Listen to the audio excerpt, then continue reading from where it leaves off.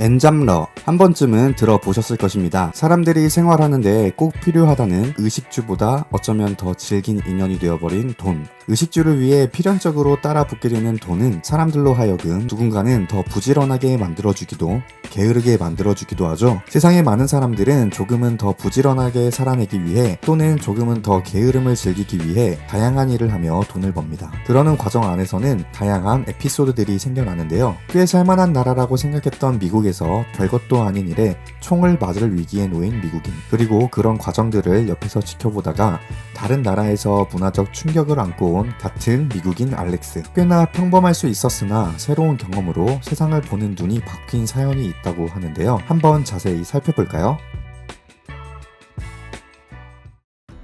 안녕하세요. 저는 미국에서 생활하고 있는 알렉스라고 합니다. 아직 짧은 제 인생의 경험 안에서 저는 두 가지의 터닝포인트를 얻게 되었는데요. 먼저는 같이 일하던 직장 동료가 눈앞에서 총에 맞을 뻔하며 추후 PTSD로 일상이 불가능해진 시점으로 돌아갑니다. 저는 고등학교를 졸업하고 대학에 진학을 앞두고 있었어요. 그러나 학비는 물론이고 기본적인 일상생활을 위한 돈이 부족하여 그 돈을 위해 다른 또래의 친구들보다 부지런하게 살아가야 했습니다. 그렇기에 시작한 일이 있었는데요. 그 일은 바로 택배입니다.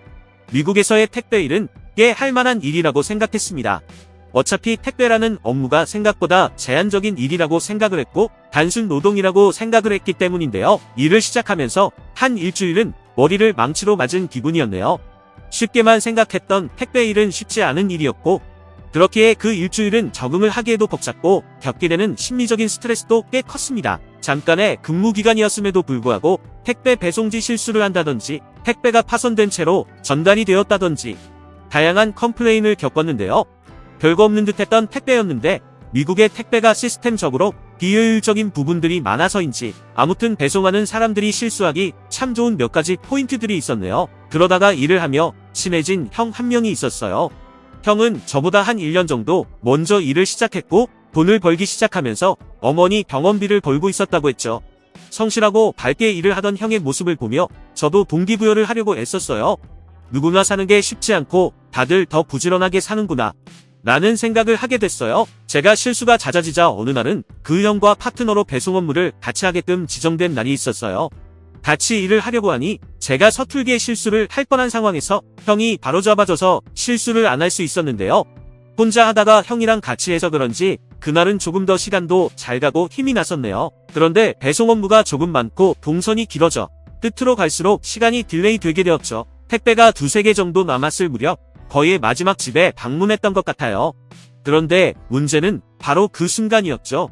택배를 들고 집에 정원을 들어갈 무렵 날카로운 목소리로 시선을 돌려보니 2층의 웬 남자가 형에게 총을 겨누고 있었습니다. 멀리서 지켜보고 있던 저는 경직되어 아무것도 못하고 있었고 남자는 택배를 놓으러 간 형에게 너는 누구길래 이 시간에 우리 집에 들어오는 거냐라며 날카롭게 물었고 형은 택배기사예요. 택배를 전하러 왔어요. 라고 하였어요. 그러자 그 남자는 어떤 망설임도 없이 총을 쐈고 그 총은 형 바로 옆으로 비껴가 맞진 않았지만 형은 그 순간 너무 놀라서 주저앉았어요. 그러자 그 남성은 나는 택배를 시킨 적이 없다. 당장 우리 집에서 나가라라고 소리쳤어요.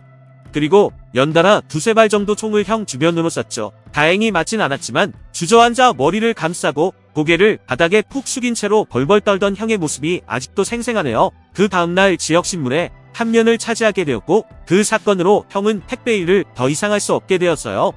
알고 보니 택배 상자에 적혀진 실제 배송지와 그날에 받은 배송지 목록이 오류로 다른 주소가 출력이 되면서 그런 위험한 일을 겪을 뻔했던 거죠. 가만히 생각해보면 그렇게 총을 겨눌 만한 일인가 싶었어요.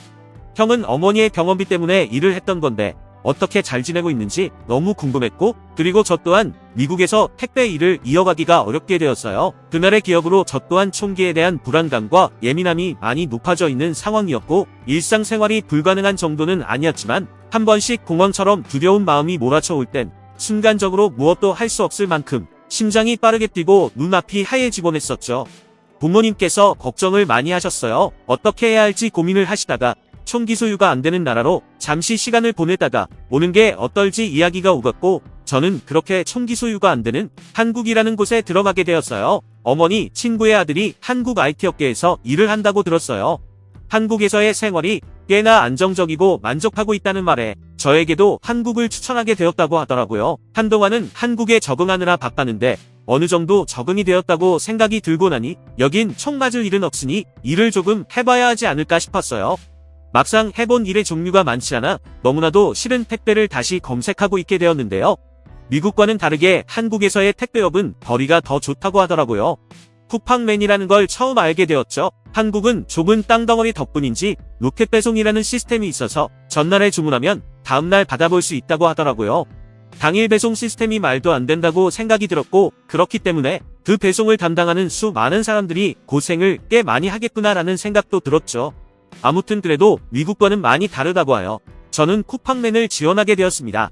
낯선 한국 땅이었지만 미군 기지 쪽 인원이 급했을 뿐만 아니라 어머니 친구의 아들의 추천 때문인지 저의 서툰 한국어에도 불구하고 면접에서는 다행히 통과가 되었습니다. 쿠팡맨이 된 며칠은 미국에서 택배를 처음 접한 일주일보다 더 힘들었던 것 같아요.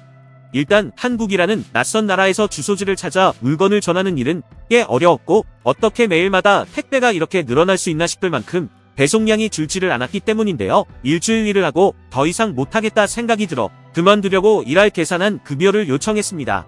그런데 그 돈을 보니 쿠팡맨을 멈추기가 아쉽더라고요. 정말 소문대로 미국과는 다른 급여였어요. 꽤 쏠쏠하겠다라는 생각이 들어 다시 일을 조금 더 해보기로 했고 그 다음 며칠들은 앞서 겪은 일주일과 다른 며칠들이 되었죠. 배달을 다니는 동네가 제한되어 있고 그 안에서 지정된 위치대로 안내가 다 되어 택배를 가져다 놓으면 되었어요. 쿠팡맨 시스템이 잘 되어 있어서 스마트폰으로 배송지에 대한 안내가 디테일하게 된다는 것을 알고 도움을 많이 받았고 한국은 다들 택배를 자주 사용해서 그런지 난 택배를 시킨 적이 없어. 당신 누구야? 와 같은 일을 겪기 어려웠죠. 그런데 택배를 전달할 때마다 내용물은 보이지 않지만 겉포장이나 무게, 부피 등을 통해서 별의별 것들이 택배로 다 전달이 되는구나라는 걸 알게 되었는데요. 한국에서 생활하는 기간이 길어지며 저도 그런 택배를 한 번씩 이용해보곤 했죠. 정말 다양한 물건들이 온라인 구입이 가능했고 로켓처럼 빨리 오더라고요. 다시는 못할 것 같던 택배 일을 낯선 땅 한국에서 하고 있을 줄이야. 평소와 다름없이 쿠팡맨으로 출근을 했던 어느 날 조금 수상한 경험을 했는데요. 택배를 전달해야 하는 집 앞에 작은 탁자와 메모, 그리고 캔커피와 주전부리들이 놓여져 있었어요.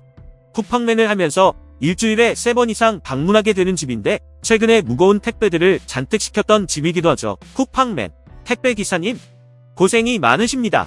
감사합니다. 편하게 드셔주시고 오늘도 좋은 하루 되세요. 라고 쪽지가 적혀 있었어요. 그 당시에는 그 커피에 독이라도 타 있으면 어떡할까 싶어서 먹지 못했습니다. 사실 미국에서는 다른 사람의 선의를 도저히 믿기 힘들거든요.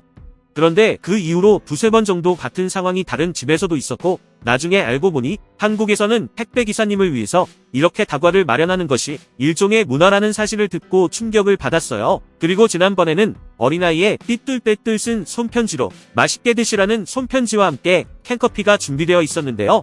타지 생활에 힘들었었나봐요. 누군가가 나를 응원한다는 생각에 아파트 복도에서 캔커피를 든 채 흐느꼈던 적도 있었네요. 어쨌든 저는 그렇게 한국에서 쿠팡맨으로 4개월 반 정도 일을 하게 되었었는데요. 다시는 못할 줄 알았던 제 일상마저도 흔들어 두었던 미국 택배 기사로서의 경험이 한국에서의 택배, 쿠팡맨의 경험으로 되려 정서적으로 치료를 얻게 되었죠. 눈앞에서 총에 맞을 뻔한 동료를 마주하고 저도 총에 맞을 수 있다가 되어 꽤 힘들었으나 한국에서의 경험들은 그런 비합리적인 사고를 합리적 사고로 전환시켜 주었어요. 그리고 꽤 쏠쏠한 수입으로 미국에서 택배기사로 적어도 8개월은 개고생을 해야 얻을 수 있는 급여를 한국 쿠팡맨 4개월 정도로 얻게 되었죠. 뭐가 다른 걸까? 뭐가 문제인 걸까? 총기 소유가 문제인 걸까? 땅덩어리가 큰 게 문제인 걸까 등 다른 질문이 제 안에 가득했지만 많은 질문들보단 한국이라는 나라에서 경험한 따뜻한 정을 기억하는 것으로 마무리하기로 했어요. 그 정 덕분에 다시 돌아간 미국에서도 꽤 성장한 모습으로 일상생활이 가능해졌기 때문이죠. 한국에서 미국으로 돌아가 부모님을 마주했을 때 부모님은 저를 보며 안도의 한숨을 내쉬는 모습을 보았어요. 눈에 눈물이 가득한 상태로 이제야 우리 알렉스가 눈빛이 조금은 편안해졌구나 라며 안아주셨고 우리가 더 넉넉하지 못해 너를 고생을 하게 했던 것 같아서 미안하다. 그런데 우리가 널 한국으로 보낸 일은 부모로서도 참 잘한 일이었던 것 같다 라며 꽉 끌어안아 주셨어요. 미국으로 돌아와 일상을 다시 살아내며 제가 경험했던 한국의 정을 잃고 싶지 않았어요. 그래서 저도 한국에서 보고 배운 대로 미국 택배기사님들을 위해 문 앞에 다과를 준비해보았지만 역시나 아무도 거들떠보지도 않더라고요. 이건 그냥 미국의 개인주의와 한국의 우리라는 정의 차이인 걸로 제 안에 결론을 내렸네요. 아무튼 일상생활이 불가능할 뻔한 저에게 평범한 일상을 되찾아준 한국. 그때 주셨던 커피가 저에게 짙게 남아있어요. 사연을 전하는 이 자리를 빌려서 감사하다는 말을 전하고 싶어요. 누구보다 열심히 살아가려고 했던 한 청년에게 들이닥쳤던 일, 내일을 살기 위해 오늘을 쏟아낸 청년. 어쩌면 꽤 많은 사람들의 이야기이지 않을까 싶은데요. 해외 각국의 반응에 대해서 살펴보겠습니다. 나도 한국 로켓 배송 들어본 적 있음. 심지어 새벽 안에 배송되게끔 설정하는 것도 있다고 하던데 도대체 그만큼의 배송 시스템이 운영되려면 얼만큼의 시스템과 인력이 동원돼야 가능한 건지 가늠이 안 됨. 그래도 나도 가끔은 한국에서 살고 싶다라는 생각을 할 때가 있음. 그리고 그 어마어마한 물량을 그것도 새벽에 배송하는 한국 택배 기사님들 대단함. 나도 미국에서 한번 택배 일 해봤는데 죽을 맛임. 끈기 있고 의지가 강한 한국인 분들이니 그렇게 할 수 있는 것임. 의지가 약한 미국에서는 아무리 좋은 시스템이라도 그런 일을 지속적으로 할 사람 없을 듯. 세계 최초로 로켓 배송 시스템을 만든 한국 최고. 그리고 그런 일을 감당하는 한국인 분들 최고. 와, 택배 배송하던 중에 눈앞에서 총소리가 오가고 지역신문에 이야기가 실리고 이거 정말 일반적인 일일까? 그게 그렇게 총을 쏠 만한 일이었나 싶네요. 경계하면서 의심하고 총을 겨누는 모습들이 안타깝기도 하고 공감이 되기도 하고 제가 그런 나라에 살고 있다니 참 두렵고 복잡한 마음이네요. 택배 일뿐만 아니라 어디서든 장난스럽게 일어나는 총기 사고. 미국은 참 살기가 무섭습니다. 반면에 총기 소유가 불법인 한국은 참 대단한 것 같아요. 듣기로는 치안이 좋아서 밤 문화도 많이 발달했다던데 꼭 한국 가보고 싶습니다. 복잡하고 어려운 상황 견뎌내어 딛고 일어난 노력에 박수를 보내요. 한국이라는 나라가 정이 많긴 한데 조금 독특한 점이 많긴 함. 다닥다닥 붙어있는 집에서도 문 앞에 택배가 놓여져 있고 집주인이 그걸 며칠 안 찾아가도 그 택배를 훔쳐가지 않는다는 것도 그 나라의 특이점. 나로서는 이해 안 됨. 나는 택배 오는 날이면 외출 안 함. 그리고 웬만해서는 택배 안 시킴. 아무리 멀어도 매장에 가서 사오지. 택배 기사도 못 믿겠고 중간에 파손이라도 되면 누구 책임? 그런데 한국은 그런 사건 사고도 많이 없다는 게 택배량이 반증하는 것임. 생각해보면 택배 관련 사건 사고가 많으면 누가 택배를 시키겠음? 나라면 절대 안 시킴.